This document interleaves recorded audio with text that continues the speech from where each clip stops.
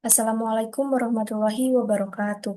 Perkenalkan, saya Fitri Fauzia dengan NIM 0311240032 Program Studi Akuntansi. Pada kesempatan kali ini, saya akan mempresentasikan atau menjelaskan mengenai laporan keuangan, khususnya laporan neraca dan laporan laba rugi, dengan pengungkapannya sesuai dengan pengungkapannya diambil dari CALK dan sesuai dengan PSAK. Nah, sebelumnya, di sini saya membuat video ini hanya semata-mata memenuhi tugas mata kuliah. Nah, materi ini tuh penting karena melalui laporan keuangan, kita bisa mengetahui bagaimana kondisi dan kinerja keuangan suatu perusahaan. Dalam presentasi kali ini, saya menggunakan PT Telekomunikasi Indonesia Tbk. Nah, di sini sudah terpapar laporan neracanya laporan neraca, di mana neraca PT Telekomunikasi ini disajikan dalam bentuk laporan report form, artinya akun-akun disusun secara vertikal dari atas ke bawah. Bukan bentuk tekon, neraca ini menunjukkan posisi keuangan perusahaan tahun 2024 dan tahun 2023. Nah, di sini saya akan menjelaskan satu tahun saja, yaitu 2024. Nah, neraca ini tuh terdiri dari tiga unsur utama, yaitu aset, liabilitas, dan ekuitas, yang masing-masing mencerminkan kekayaan dan kewajiban dan hak pemilik usaha. Nah, yang pertama itu ada aset.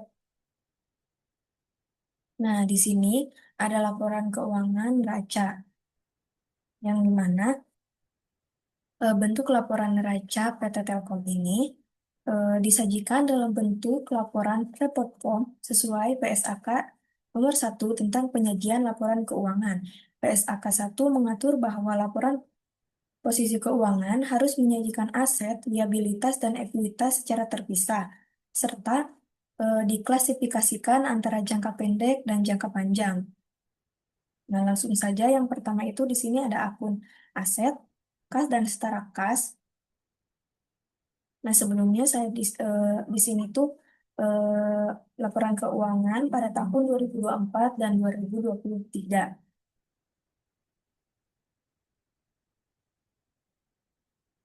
Nah, kas dan setara kas pada tahun 2024 tercatat sebesar 93,3,933. Nah, langsung saja yang pertama itu. Nah, langsung saja yang pertama itu ada aset, eh, kas dan setara kas. Hmm, pada tahun 2024 tercatat sebesar 33,90 miliar. Akun kas ini diatur dalam PSAK nomor 1 dan PSAK nomor 2 tentang laporan arus kas. Menurut PSAK, kas dan setara kas adalah aset paling liquid yang dapat digunakan untuk mengetahui kewajiban perusahaan tanpa resiko perubahan nilai yang signifikan. Dalam CALK, Telkom dijelaskan bahwa kas dan setara kas terdiri dari kas di tangan, kas di bank, dan deposito jangka pendek dengan jatuh tempo tidak lebih dari 3 bulan. Besarnya saldo kas ini menunjukkan kemampuan likuiditas perusahaan yang sangat baik untuk membiayai operasional dan kewajiban jangka pendek. Selanjutnya ada aset keuangan lancar lainnya. Eh, Pada tahun 2024 tercatat sebesar 1,285 miliar yang diatur oleh PSAK nomor 71 tentang instrumen keuangan.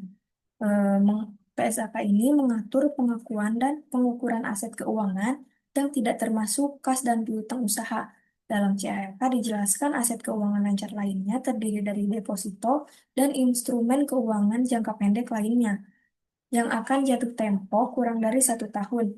Aset ini masih tergolong likuid, tetapi tidak seliquid kas dan setara kas. Selanjutnya ada piutang usaha. Pada tahun 2024, nominalnya tercatat sebesar 12,193 miliar. Nah, piutang usaha ini diatur dalam PSAK nomor 71 tentang instrumen keuangan. Menurut PSAK nomor 71 ini, piutang usaha merupakan aset keuangan yang timbul dari kontrak dengan pelanggan dan diukur sebesar nilai wajar pada saat pengakuan awal. Piutang usaha Telkom ini berasal dari penjualan jasa telekomunikasi, layanan jaringan, dan layanan digital secara kredit karena jatuh tempo penagihannya kurang dari 1 tahun. Piutang usaha diklasifikasikan sebagai aset lancar. Selanjutnya ada piutang metode expanded credit loss yang sesuai dengan PSAK nomor 71 mewajibkan perusahaan menggunakan metode expanded credit loss dalam mengakui kerugian penurunan nilai piutang yang artinya perusahaan tidak menunggu sampai piutang benar-benar tertagih. Dalam CALK dijelaskan bahwa penyisihan kerugian piutang dihitung berdasarkan data historis piutang tak tertagih, karakteristik pelanggan, dan kondisi ekonomi saat ini diperkirakan ke depan. Dengan metode ini, nilai piutang yang disajikan di neraca sudah mencerminkan nilai yang realistis. Selanjutnya di sini ada persediaan. Nah, nilai persediaan kotornya yaitu di 1,156 miliar, nilai bersihnya di 1,09 miliar. Persediaan diatur oleh PSAK 14 tentang persediaan harus diukur pada nilai terendah antara biaya perolehan dan nilai realisasi bersih. Nah, persediaan bukan berupa barang produksi, melainkan persediaan pendukung jasa telekomunikasi seperti kartu, SIM, dan voucher prabayar. Karena adanya resiko persediaan usang, perusahaan membentuk proporsi persediaan. Selanjutnya ada metode penilaian persediaan. Sesuai dengan PSAK nomor 14 mengatur bahwa jika nilai persediaan menurun karena usang atau tidak dapat digunakan, maka perusahaan harus membentuk penyisihan persediaan usang.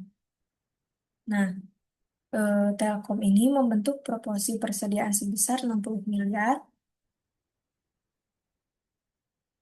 Setelah proporsi tersebut persediaan disajikan sebesar nilai yang realistis dan tidak melebihi manfaat ekonominya. Selanjutnya ada aset lancar lainnya. Nah, yaitu memiliki nominal 8,174 miliar. Nah, ini tuh sesuai dengan PSAK nomor 1 dan PSAK terkait sesuai dengan jenis transaksinya dalam CALK, akun ini terdiri dari izin pengguna frekuensi dibayar di muka, uang muka, dan beban dibayar di muka.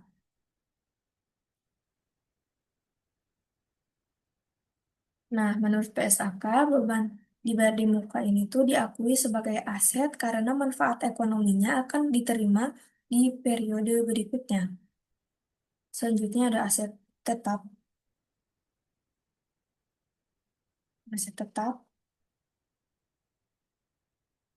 eh, di mana aset tetap ini sesuai dengan PSAK nomor 16, PT Telkom ini mengatur bahwa aset tetap harus dicatat sebesar biaya perolehan dan disusutkan selama umur manfaatnya. Aset tetap ini meliputi jaringan telekomunikasi, menara, bangunan, dan peralatan. Karena Telkom adalah perusahaan padat modal, nilai aset tetap menjadi komponen terbesar dalam neraca. Selanjutnya ada utang usaha, teman-teman bisa langsung lihat saja di laporan keuangannya. Utang usaha ini memiliki nominal sebesar 15,33 miliar. Sesuai dengan PSAK nomor 71, utang usaha merupakan kewajiban keuangan perusahaan kepada pemasok atas pembelian barang dan jasa. Nah, dijelaskan juga dalam CHLK bahwa utang usaha Telkom ini tuh terdiri dari utang kepada pihak berelasi dan pihak ketiga. Utang ini bersifat jangka pendek dan umumnya tidak dikenakan bunga. Tidak dikenakan bunga. Nah, selanjutnya di sini ada laporan keuangan laba rugi PT Telkom tahun 2024 dan tahun 2023.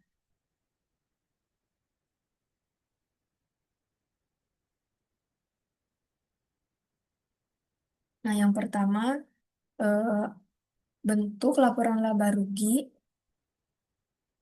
Telkom ini disusun dalam bentuk multi-step sesuai PSAK nomor 1. Nah, PSAK nomor 1 ini memperbolehkan perusahaan menyajikan laba usaha secara terpisah dari pendapatan dan beban lain-lain. Yang kedua ini ada beban pendapatan. Nah, pendapatan dari kontrak dengan pelanggan sesuai dengan PSAK nomor 72, pendapatan ini diakui ketika perusahaan telah memenuhi kewajiban kinerjanya kepada pelanggan. Pendapatan utama Telkom ini berasal dari jasa telekomunikasi seluler, jasa jaringan, layanan, data, dan digital. Pendapatan tambahan berasal dari jasa sewa dan jasa lainnya. Nah, selanjutnya ada beban dan laba tahun berjalan.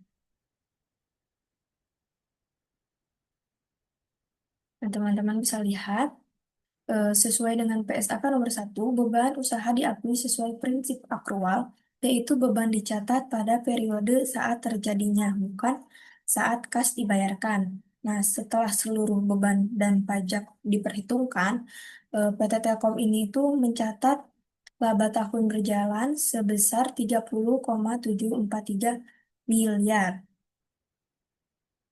Nah, keseluruhannya ya, di sini dapat dilihat. Nah, kesimpulan dari semua penjelasan tadi bahwa berdasarkan CALK dan penerapan PSAK dapat disimpulkan bahwa PT Telkom ini menyusun laporan keuangan sesuai standar akuntansi keuangan yang berlaku di Indonesia. Setiap akun utama dalam neraca dan laporan laba rugi telah diakui dan diukur dan disajikan berdasarkan PSAK yang relevan, sehingga laporan keuangan dapat dipercaya dan digunakan sebagai dasar pengambilan keputusan. Nah, mungkin segitu saja yang dapat saya sampaikan. Mohon maaf apabila banyak kekurangan dan kesalahan kata. Mungkin dicukupkan sekian.